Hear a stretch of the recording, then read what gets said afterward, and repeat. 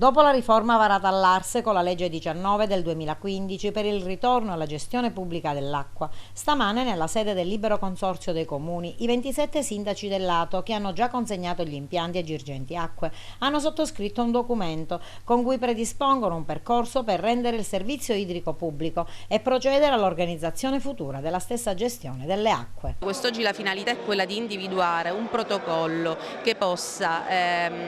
individuare le corrette modalità di, in prima battuta di individuazione del soggetto che dovrà agire per conto dell'ambito territoriale,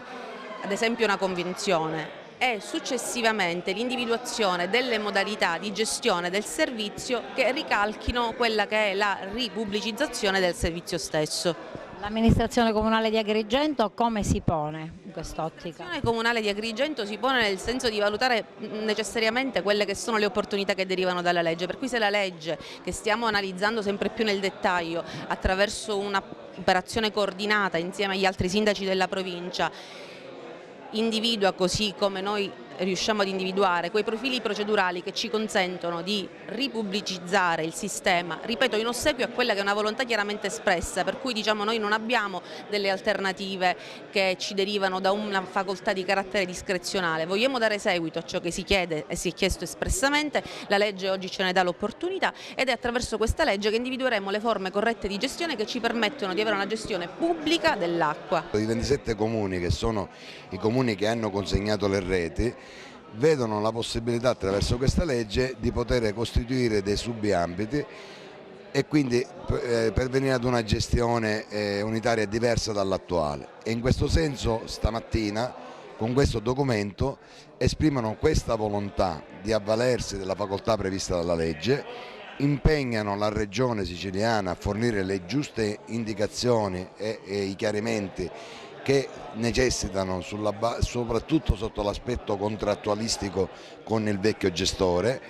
e nello stesso tempo si impegnano appunto a definire entro 90 giorni l'atto deliberativo presso i singoli consigli comunali. Dopo l'approvazione all'Arso un momento particolare è questo che vi riunisce per valutare realmente cosa fare dopo? Certo, è un momento importante anche perché la legge è un passo avanti, però la legge non è che è fatta molto bene, dico io. È vero che c'è i 50